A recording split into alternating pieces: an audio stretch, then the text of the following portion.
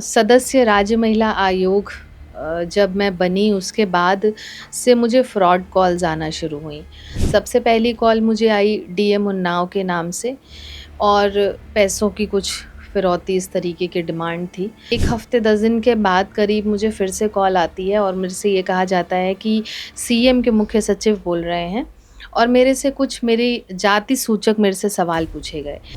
फिर उन्होंने ये पूछा मेरे से कि 2027 में आपको बड़ी ज़िम्मेदारी देना चाहते हैं हम, तो आप अपनी कुछ निजी डिटेल्स मुझे दीजिए। तो कहीं न कहीं मेरी छवि धूमिल करने का ये प्रयास है कुछ वर्ग के द्वारा। तो किसी चीज़ की निंदा करने से काम नहीं चलेगा, अगर कोई इस तरीके की घटना होती है तो उस पे एक्शन तुरंत लेना चाहिए। आज हमारे साथ बात करने के लिए मौजूद हैं उत्तर प्रदेश राज्य महिला आयोग की सदस्य डॉक्टर प्रियंका मौर्य जी। प्रियंका मौर्य जी की तरफ से कृष्णनगर थाने में एक शिकायत दर्ज की गई है। क्या पूरा मामला है और उन्हीं से बात करके आप समझते हैं। मैम, क्या मामला है जिसको लेकर के आपको एक शिकायत दर्ज करानी पड़ी कृष्णनगर थाने में? देखिए, सदस्य राज्य महिला आयोग जब मैं बनी उसके बाद से मुझे फ्रॉड कॉल्स आना शुरू हुई। सबसे पहली कॉल मुझे आई डीएम उन्नाव के नाम से और पैसों की कुछ फिरौती इस तरीके की डिमांड थी।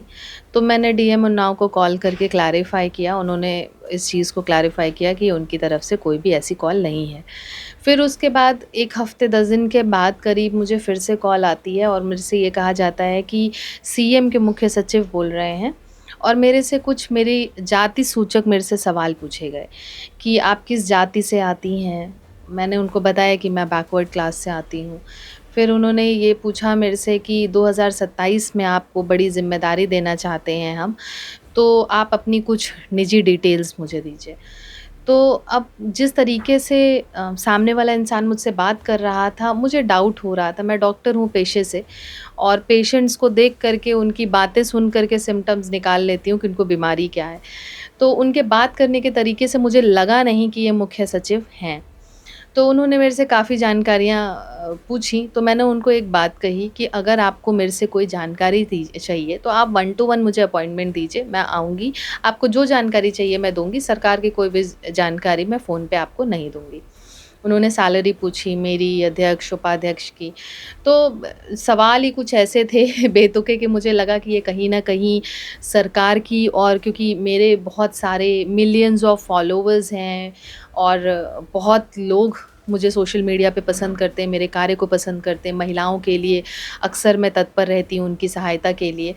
तो कहीं न कहीं मेरी छवि धूमिल करने का ये प्रयास है कुछ वर्ग के द्वारा। तो मुझे ऐसा लगा कि अगर इस तरीके की कोई भी एक्टिविटी हो रही है, और एक बार कॉल नहीं 2 बार आई, तो मुझे लगा कि एक नैतिकता के नाते मुझे एफआईआर ज़रूर करानी चाहिए, क्योंकि आजकल बहुत फ्रॉड लोगों के साथ हो रहा है। तो ये कुछ लोग हैं जो बहुत पिछड़े वर्ग का गाना आजकल गा रहे हैं, तो हो सकता है कि ये उन लोगों के द्वारा की गई कोई साजिश हो। तो मैंने इस चीज़ को क्लियर करने के लिए एफआईआर कराई कि किसी भी प्रकार से सरकार और मेरी छवि को धूमिल करने का यदि किसी का प्रयास है, तो उसमें जो दोषी है वो पकड़ा जाए। तो कहीं ना कहीं हम कह सकते हैं कि कुछ लोग ऐसे हैं जो आपको टारगेट करके इस तरीके की वो बातचीत कर रहे हैं, कॉल की जा रही है। बिल्कुल कह सकते हैं कि मुझे टारगेट किया जा रहा है। इससे पहले भी मुझे बहुत बार मेरे पिछड़े होने के का जो ये है, मेरा जाति है, इसको लेकर के मुझे टारगेट किया गया है। आप लोग को भी पता है कि मैं कांग्रेस की पोस्टर गर्ल रही और उस समय भी मेरे पिछड़ेपन को, मैं बैकवर्ड क्लास से आती हूँ, इसको इंगित करते हुए मेरे से कई चीज़ें मेरे साथ हुई। और उसके बाद मैंने भारतीय जनता पार्टी ज्वाइन करी और पार्टी ज्वाइन करने के बाद जो मुझे सरकार ने इतनी बड़ी ज़िम्मेदारी दी महिलाओं की सेवा कर पाने के लिए, महिलाओं के राइट्स के लिए लड़ पाने के लिए, तो कहीं न कहीं इस तरीके की एक्टिविटीज़ की जा रही हैं ताकि पर्टिकुलर कुछ वर्ग के लिए ये दिखा सके कि हाँ भाई, हम आपके बहुत हितैषी हैं। तो थाने के बाद अलग मतलब सरकार पे या पार्टी के फोरम पे कहीं पे आपने इस बात को भी बताया है?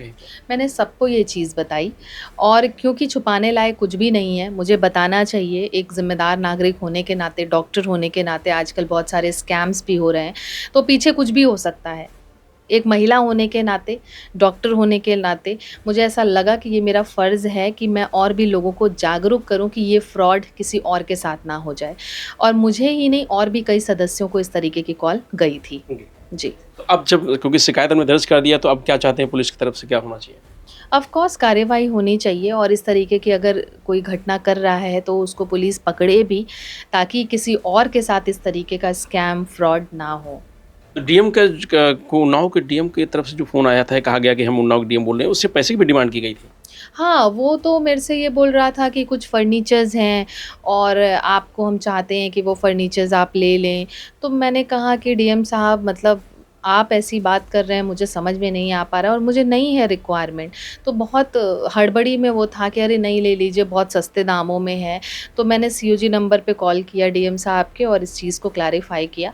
तो मुझे ऐसा लगता है इस तरीके की ज़िम्मेदारी हर नागरिक को उठाना भी चाहिए, क्योंकि सिर्फ़ किसी चीज़ की निंदा करने से काम नहीं चलेगा। अगर कोई इस तरीके की घटना होती है तो उस पे एक्शन तुरंत लेना चाहिए। क्या शिकायत के बाद कोई आला अधिकारी का पुलिस प्रशासन की तरफ से कोई आपके पास कोई कॉल आई या कुछ बातचीत हुई आपसे? निरंतर इस पे चल रहा है, जाँच चल रही है और मुझे ऐसा लगता है कि जल्दी जो भी दोषी है वो सबके सामने होगा। तो ये थी डॉक्टर प्रियंका जी, जिनके पास क्योंकि उत्तर प्रदेश राज्य महिला आयोग की सदस्य बनी हैं, उसके बाद लगातार 2-3 बार ऐसे वाक़या हुआ इनके साथ कि कई लोगों के फ़ोन आए और अलग-अलग तरीके से फ़ोन आए। कोई पैसे की डिमांड कर रहा था, तो कोई फर्नीचर की बात कर रहा था, तो कोई निजी जानकारी की बात कर रहा था।